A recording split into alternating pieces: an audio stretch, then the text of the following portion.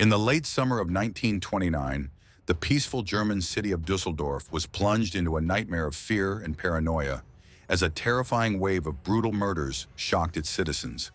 The savage killer's victims spanned all demographics, from grown working-class men to innocent young children, with the violence escalating to unimaginable extremes of cruelty. What made these horrific crimes particularly disturbing to investigators was their apparent complete randomness.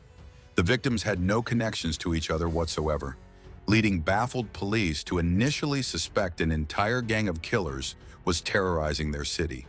The reign of terror reached its terrifying peak when an unassuming 47-year-old factory worker named Peter Kürten calmly walked into a local police station in the spring of 1930 and shockingly confessed to being the sole perpetrator behind what would become internationally known as the infamous Vampire of Düsseldorf murder spree. Peter Kürten's traumatic early life reads like a psychological case study of how serial killers are created. Born in abject poverty in 1883 in Cologne's slums, he endured an unimaginably brutal childhood as the eldest of 13 malnourished children in a household filled with unimaginable abuse. His violently alcoholic father subjected the entire family to daily horrific physical and psychological torture, including forcing the terrified children to watch as he brutally raped their helpless mother. By the shockingly young age of 9, the deeply disturbed Kürten had already committed his first known murders, methodically drowning 2 neighborhood boys in the cold waters of the Rhine River during what appeared to be innocent childhood play. His disturbing descent into complete depravity continued when he befriended a local dog catcher from whom he learned increasingly sadistic methods of torturing and killing helpless animals. Early warning signs of the monster he would become. These profoundly traumatic childhood experiences permanently warped his developing psyche.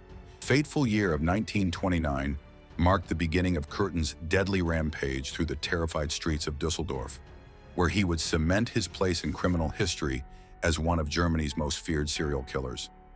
His varied killing methods were as unpredictable as they were brutal, alternating between knives, scissors, hammers, strangulation with his bare hands, and even arson. Some unfortunate victims were stabbed dozens of times in frenzied attacks. Others were slowly strangled to death, while some had their skulls brutally crushed by hammer blows. In several particularly gruesome cases, the bloodthirsty killer drank his victims' warm blood directly from their wounds, earning him his chilling vampire nickname in the sensationalist press. The seemingly random murders followed no discernible pattern that investigators could identify. His victims included a helpless 9-year-old girl found with 13 deep stab wounds, a middle-aged alcoholic laborer discovered with 20 vicious wounds concentrated around his neck, and several young servant girls whose heads had been smashed beyond recognition.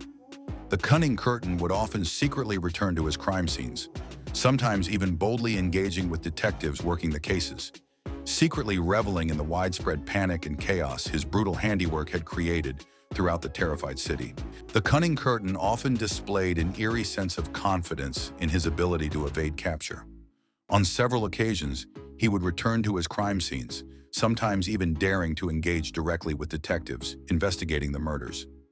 This brazen behavior highlighted his twisted pleasure in the fear and chaos he had instilled throughout Düsseldorf. It was as if he thrived on the panic that his brutal actions created, savoring the terror he spread in the community. His ability to remain elusive for so long, despite the intense manhunt, only deepened the sense of dread that gripped the city. As the investigations progressed, the public's fear intensified, and Kürten's name became synonymous with unspeakable horror. The police were baffled by the random nature of the murders and struggled to establish a clear link between the victims, making it even more difficult for them to predict his next move. In the shadowy streets of post-World War I Germany, a nightmare unfolded, one that would haunt the city of Hanover forever. His name was Fritz Haarmann, but history remembers him as the Butcher of Hanover. Between 1918 and 1924, Haarmann brutally murdered at least 24 young men and boys. Though some believe the real number was even higher, he didn't just kill, he hunted. Luring homeless youths with promises of shelter or work, Haarmann would take them to his apartment, where he committed unspeakable acts. Then, using his knowledge as a former butcher, he dismembered the bodies, and according to some chilling rumors, even sold their flesh on the black market, disguised as pork. What's worse, he worked as a police informant, giving him protection and freedom to continue his crimes for years. But in 1924, after several missing boys were traced back to him, Harmon was finally arrested. His trial shocked the nation. Calm, emotionless, he confessed without remorse. In 1925, Fritz Harman was executed by guillotine.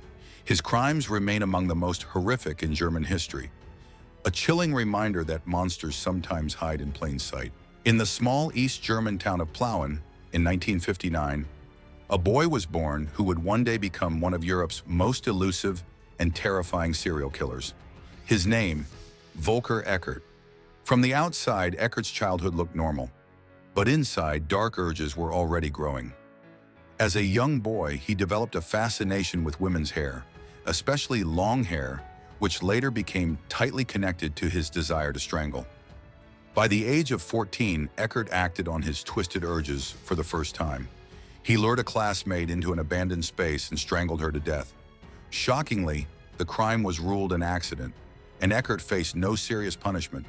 This moment planted the seed for what would become a lifetime of murder. As the years passed, East Germany remained under tight surveillance by the communist state, making it difficult for Eckert to act out his fantasies again. But after German reunification in the early 1990s, the borders opened, the country changed, and Eckert found the perfect cover for his dark desires. He became a long-haul truck driver. Driving thousands of kilometers across Europe, Eckert roamed from Germany to Spain, France, the Czech Republic, and beyond. With his truck, he visited roadside brothels, truck stops, and lonely highways, places where vulnerable women worked, often far from home, and often unnoticed when they went missing. Eckert's pattern was chillingly consistent. He lured sex workers into his truck, strangled them, posed their lifeless bodies, sometimes taking photographs as twisted souvenirs, and then dumped their bodies hundreds of kilometers away, across borders, making it nearly impossible for police to connect the crimes. For years, Eckert remained invisible to authorities. Police forces in different countries discovered bodies, but they didn't realize they were all linked. The quiet German trucker kept driving, kept killing, always one step ahead. But in 2006, his luck ran out. Spanish police investigating the murder of a young woman checked surveillance cameras near the crime scene. The footage showed a German truck, and inside they identified Volker Eckert. Working with German authorities, they arrested him. Under intense questioning, Eckert confessed to 6 murders. But investigators were sure that number was only the tip of the iceberg. His driving routes, his timelines, and unsolved murders across Europe all pointed to a much higher death toll. Some believe Eckert may have killed dozens of women over his long trucking career. Just as Spanish prosecutors were preparing to bring him to trial, Eckert made one final escape from justice itself. In July 2007, before he could be extradited, Volker Eckert was found dead in his German prison cell, having hanged himself. To this day, no one knows how many lives Eckert truly destroyed. His story remains one of Europe's most chilling examples of a predator hiding in plain sight. A monster behind the wheel who turned the highways of Europe into his hunting ground. If you found this story chilling and want to uncover more dark tales from history, don't forget to like, subscribe, and hit the bell icon so you never miss a mystery.